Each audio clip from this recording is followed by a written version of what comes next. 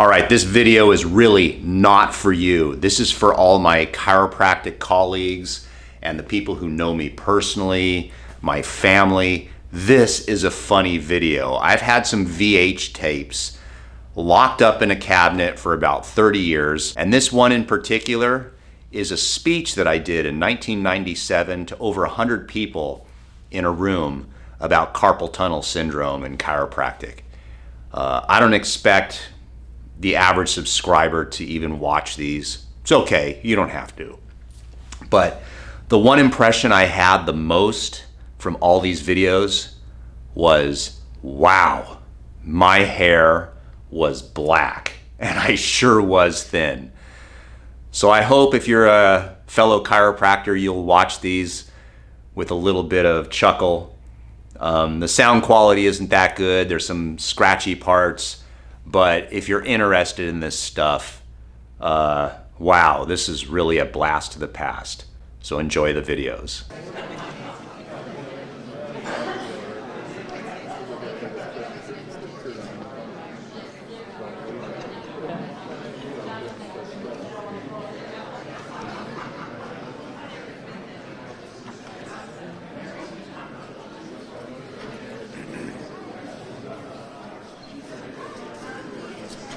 Wired tonight, so we're trying to do experiments. Can you hear me or do I have to yell? Can I yell?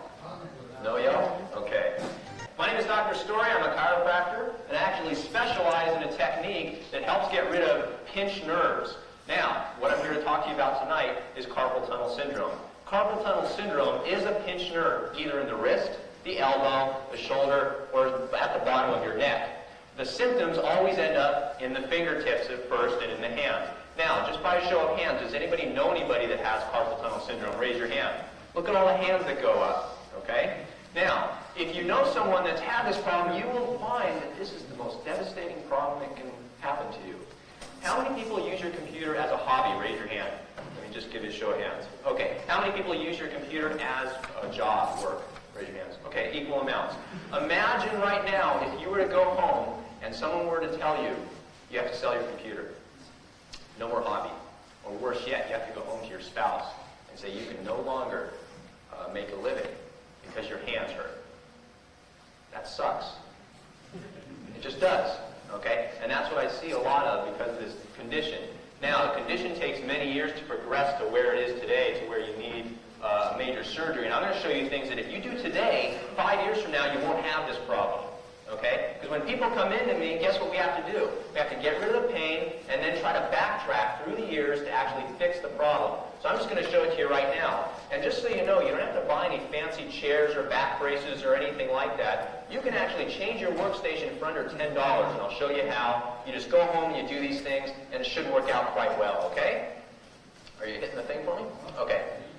Now, as chiropractors, we like to be straight. No. All right. Actually, there's a thing you can hit on the right-hand side underneath that should make it go straight. I'm a chiropractor. Okay. It was straight a little while ago. Gotta get an adjustment. Exactly. So, here's the thing.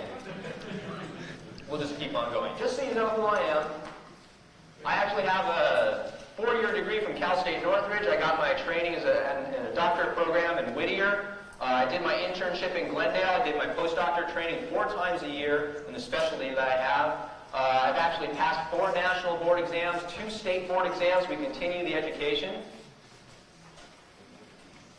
We're actually one of 3 primary healthcare physicians in the United States, meaning we're not specialists, we're generalists.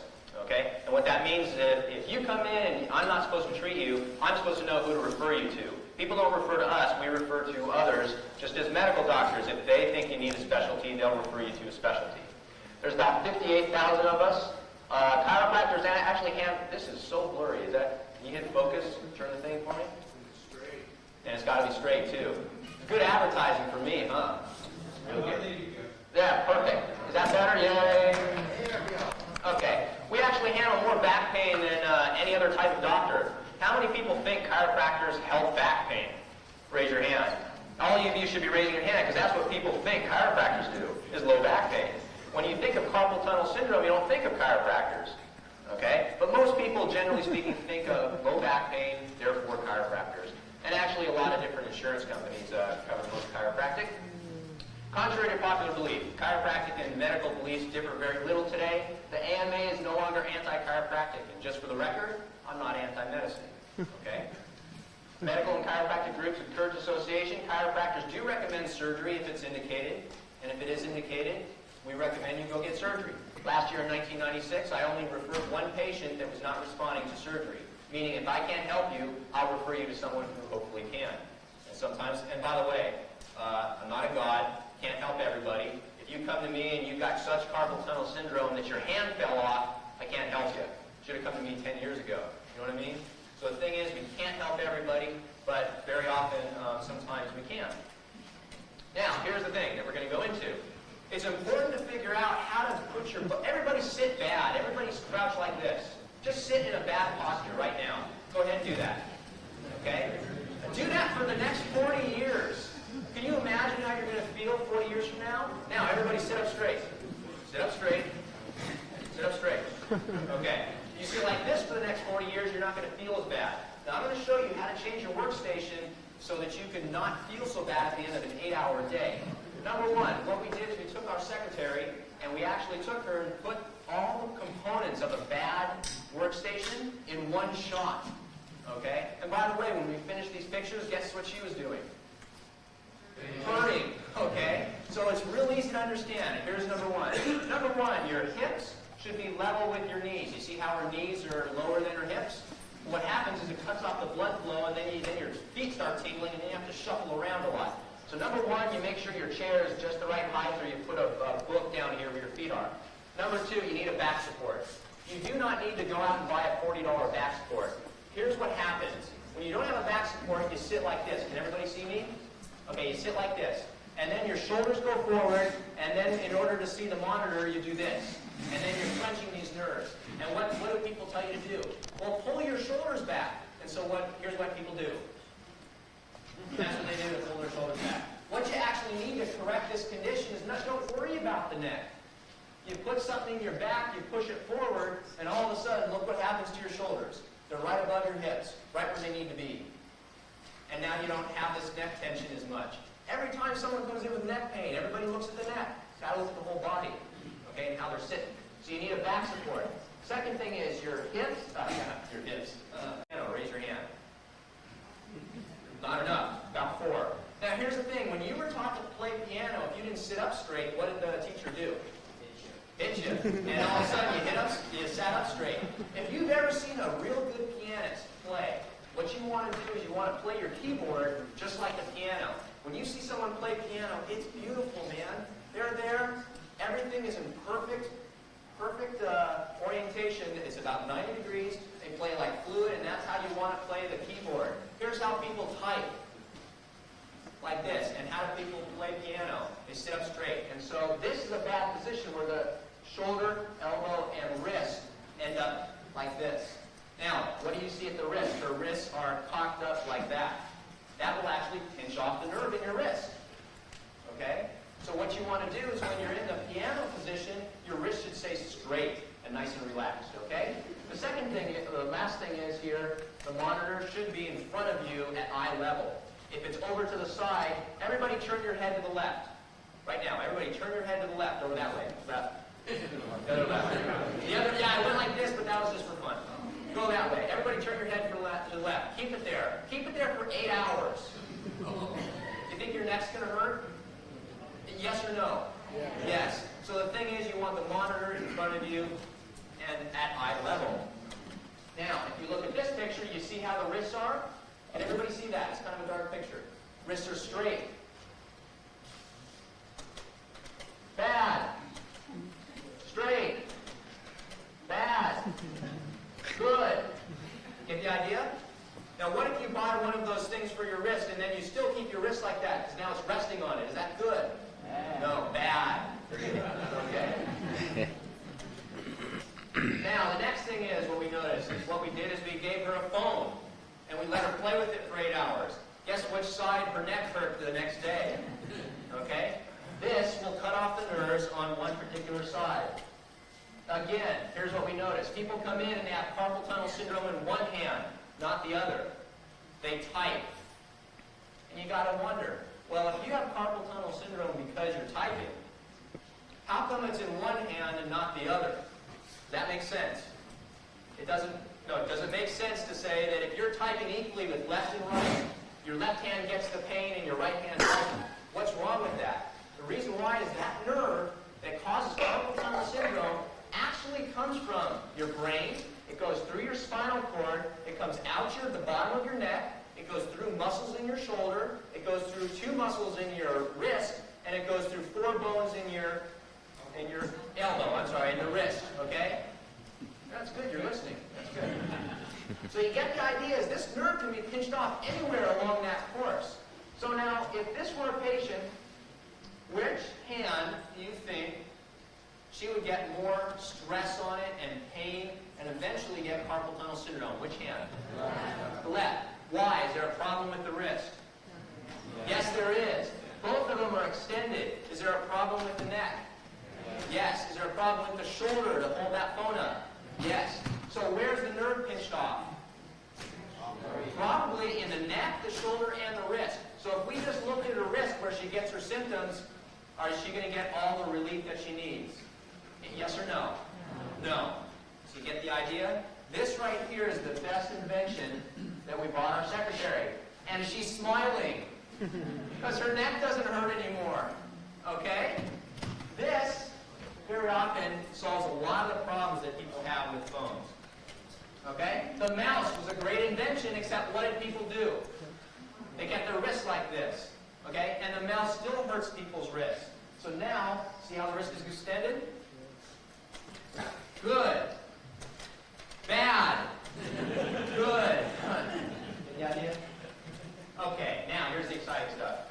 How do you treat this once you eventually have it? Because very often when you actually have the problem, it had to stem from a long-term situation where you're sitting improperly and no one ever showed you until 5 years later you start to get the situation. Here's how this nerve works, and I just explained it. What is this? Here's the brain. Your brain wants to tell a muscle in your forearm how to work and how to tighten and stuff like that.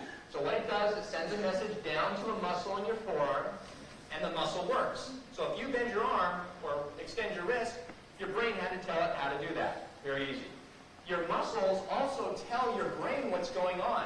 That's how you know when you touch something hot, it sends message up to the brain. So there's this continuous cycle. And these nerves not only control the muscles, which is obvious, they control a lot of other glands too and organs.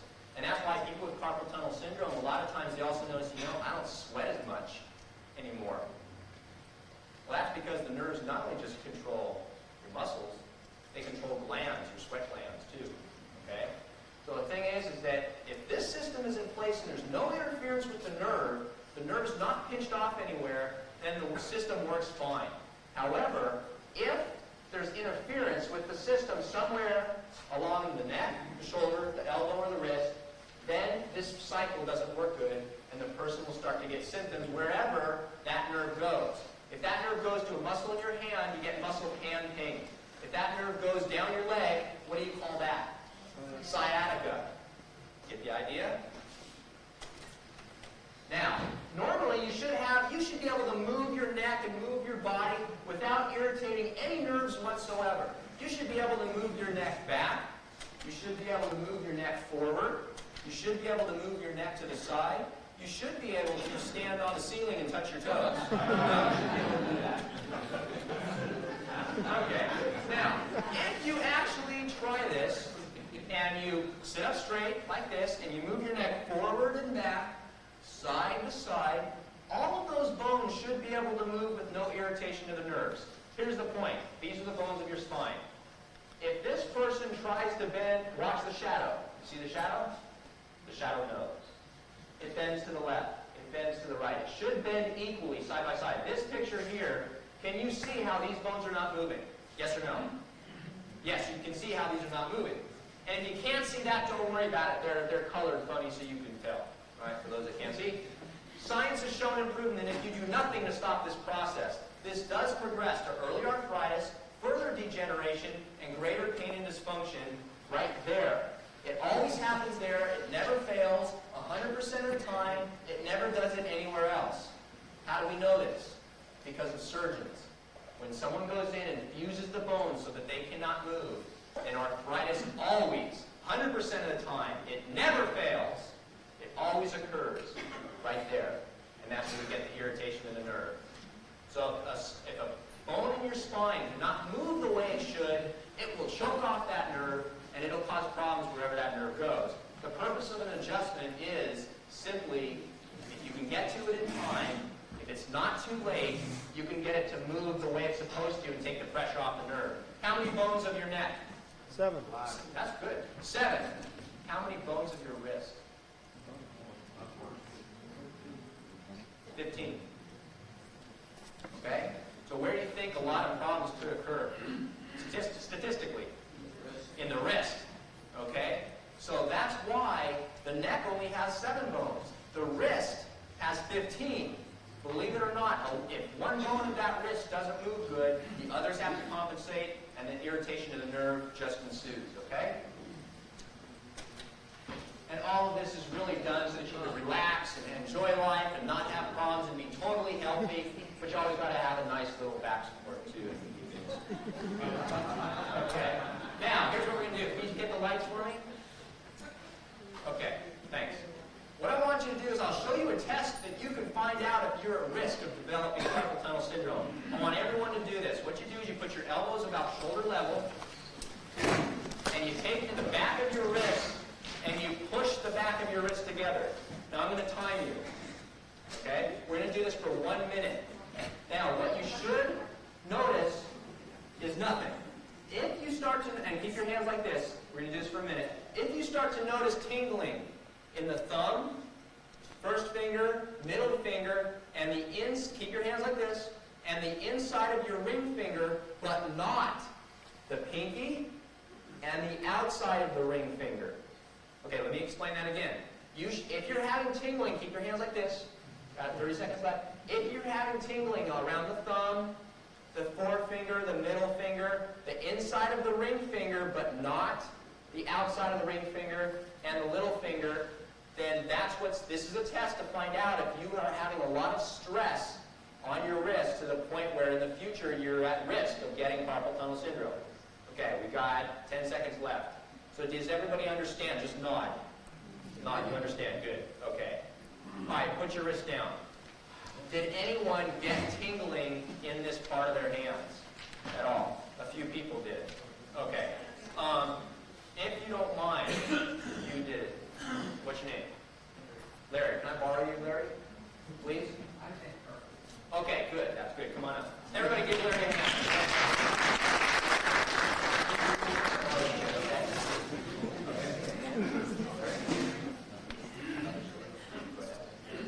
Just 1 second. Now, yeah, Carl, come on. Okay, just so you know, I'm not going to adjust you. I'm not going to hurt you. Just cut it out. Okay, now here's what we're going to do. Remember when I said that the nerve can go through the neck, the shoulder, the elbow, and the wrist? Remember that? Okay, well, what I'm going to do is I'm going to show you how to analyze the bones and how they move and what this process goes through. Now you had it in which hand? The right hand. Okay, so nothing in your left hand. Okay, so Larry here had carpal tunnel syndrome in his right hand, but not his left. And did you get it from the keyboard? How? By the taking the tire off the motor home and pulling the wheel off the transmission or Okay, did you hear that? Well, next time use your left hand. Okay? That'll be $50, please. All right, let's use your left hand. Now, here's what we're going to do. I'm going to test first his wrist, because that's very often where it happens, where carpal tunnel syndrome happens. And I'm just checking the motion. Okay? Checking all bones of the wrist to see how they move and how they glide. Okay? Let's check your right. Okay, now he can feel this. You can't actually see it. Can you feel that grinding and stuff like that? Okay. You can feel.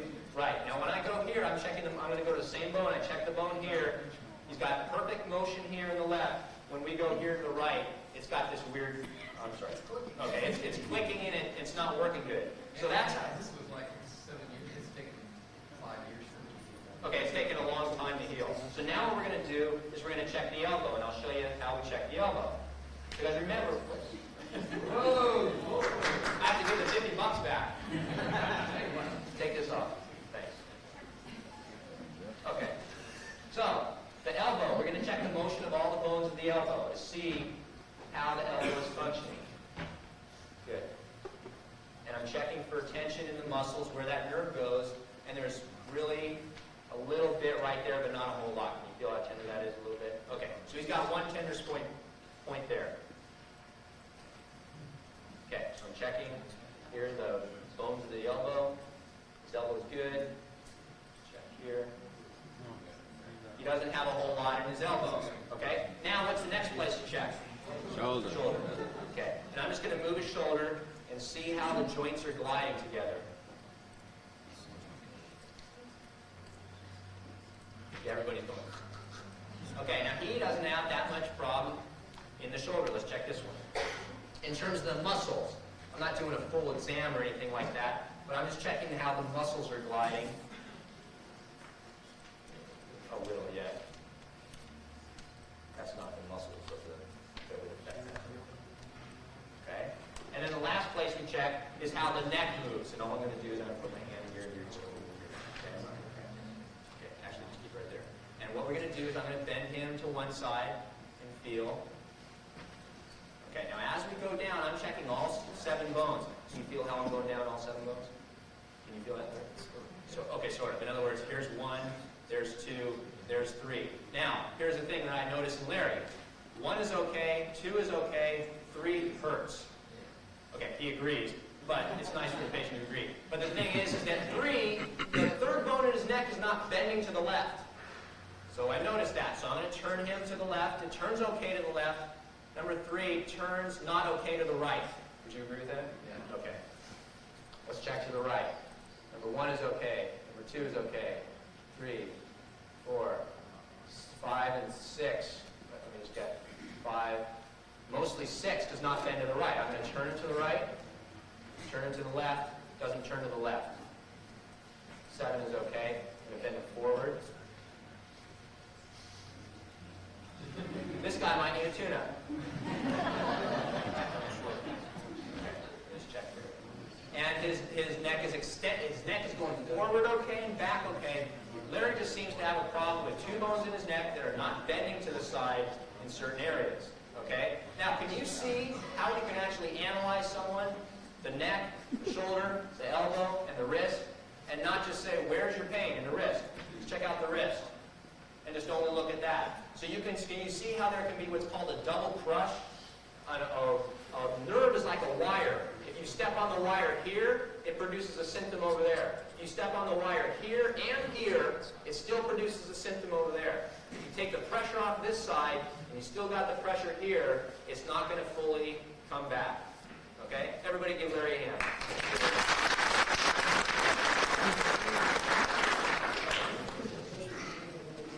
Age has everything to do with everything. Okay? It just is. So, in summary, here's what I notice in my practice. People come in with symptoms, wrist pain, and then you start asking people, well, how long have you been typing? 20 years. How long have you had the phone like this? 20 years. How long have you had these symptoms? 5 years. And so forth and so forth and so forth. And actually, the reality is, we try to do as much as we can for them.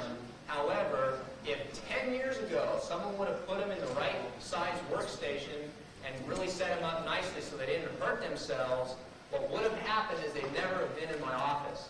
All that stuff I just showed you is true. Whether you believe it or not, it is true.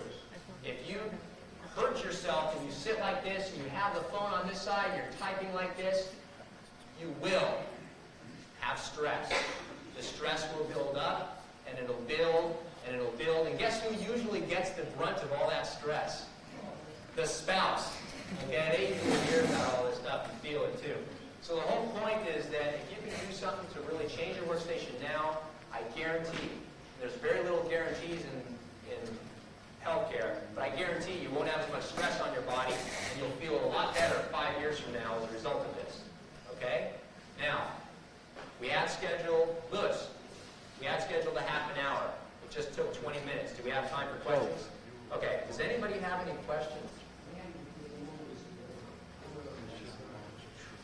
when you get numbness in one arm when you drive? All fingers, not all. Okay, I really can't answer that because I don't know what's wrong with you. Okay, but do you get the idea? Someone says, well, what is it when your leg goes limp and numb? I don't know, it's going limp and numb. I mean, we got to find out why. So that's kind of a tough question to ask. I really don't know why yours is going numb. So I apologize. Well, no. But the whole point is, yeah, make an appointment if you want to find out why. But any other questions? Question in the back. I noticed in your slides there that you had a kind of an inferior computer for your secretary. If you got her a Mac, she would probably No be comment.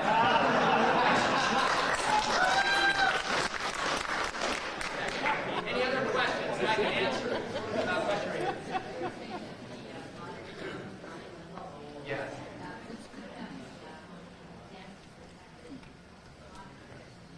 Those are good. Now here's I'll answer your question is essentially you don't want to do this if you have bifocals. Here's what people do.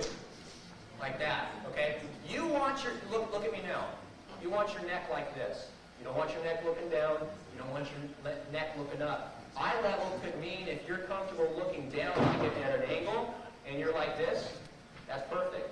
You don't want to be this way. Most commonly, and I'll tell you this, that's not a problem being too low. Most commonly, it's just a serious problem being off to one side or the other. So the person's typing like this, and guess what side they get their carpal tunnel syndrome in? They're right. Okay, so does that answer your question? Sort of? Okay, so you're asking, I didn't answer your question, obviously. Those are okay to put your neck in the right position. So if you're looking down like that, it's bad. If you're comfortable and you can stay up like this, it's good. So it depends on your situation. There's a question in the back. You show the use for a mouse. Track balls make it easier on your wrist or worse? Actually, it depends on the person, and that's a personal preference. Because some people are more comfortable with that, and are actually can keep their wrist straight. Other people, the other ones, more comfortable. So it depends on you. What I would suggest is try both, see which one is more comfortable for you and your wrist. And if you don't like it, take it back and get the other. Any question right here? I saw that problem with bifocals by getting a pair of glasses. The bifocals over the whole thing. Just another pair of glasses. That's all. Straight in. Great. Any other questions? Question in the back? Could you show the position that your hand should be on the mouse again? I didn't understand when it was on the stomach. You want? Hey, go to the Hollywood Bowl and watch those piano players. How come people that use computers get carpal tunnel syndrome and pianists don't? I mean, that's a question. Some do, but that's a question you got to ask. If you take 100 piano players and 100 people that use computers, how come 50% of the people that play the keyboard get carpal tunnel, and maybe 5% of the people that play piano get carpal tunnel? I mean, the reason why is these people are smooth, they're relaxed, their body's in the right position. It's like a thing of beauty. And then all of a sudden you get on the computer and it doesn't work. So to really answer your question, the position I'm in, if you can have it where there's a thing right here so you can just use the mouse real comfortable rather than out here or over here or doing this to your wrist. I mean, all you got to do to find this out is on the weekend, do this 50 times. And then you'll feel that that's not a good thing. So you want to be in this position, real smooth, real comfortable, like music. Okay? Does that answer your question? Okay. Any other questions? Okay. Sorry. Do you take Blue Cross? Do I take Blue Cross? Okay. Okay. Yes. One more. Discount to user group members? Yeah, of course. One more question. Yes. Those are good if you have a back problem. There's certain types of back problems. I'm sorry. She wanted to know those chairs where you sit like this in your knee, and it's got an angle for your butt. It's got no back support, like what I just said. I said get a back support. And by the way, what I mean by back support, just roll up a towel and put it behind your back. Those are actually good for people that have certain types of back trouble. It's not good for everyone. But the thing is that it is good, and if someone told you to get one, or a doctor told you to get one, it's probably because you have a certain type of back problem that would be good for that. But here's the thing. The only difference between that and what I just told you was when you put in this position, what does it do to your low back? It arches it, which is exactly what the back support is. But a lot of people just can't get used to those darn chairs. So that's the next best thing. Okay? Any other questions? Okay, here's the final statement. there. It's a 2-page thing. It's actually got 2 pages on there. One, the first page talks about the treatment of carpal tunnel syndrome, and it talks about specific techniques that you can use. The back page is some information on me. Now, as a courtesy, this is how I promote myself. Okay? This is how we build a practice. If I'm going to offer the group an opportunity, so there you go, Lewis, perfect opportunity. I only do this for certain groups that I speak to. It's an opportunity for you to have an analysis, just like I did on Larry there, to find out if I can help you. If you're having a problem anywhere in your body, and it's not going away, and it looks like you're going to be living a life full of drugs, and maybe even have surgery in the future, then you definitely need to see me. You just do. Okay? And on the back of that piece of paper, I'm going to offer an opportunity. There you go. It's an opportunity to find out. I'm going to offer as a courtesy of the group, to thank you for hearing this presentation, a discount. And it's on the back of the paper. And if you're interested, then I'll be here during your break, and you can come and ask questions or talk to me if you want. Okay? I'd like to thank you for listening. Please thank Lewis and Susie for having me here. And thank you very much, and have a good night.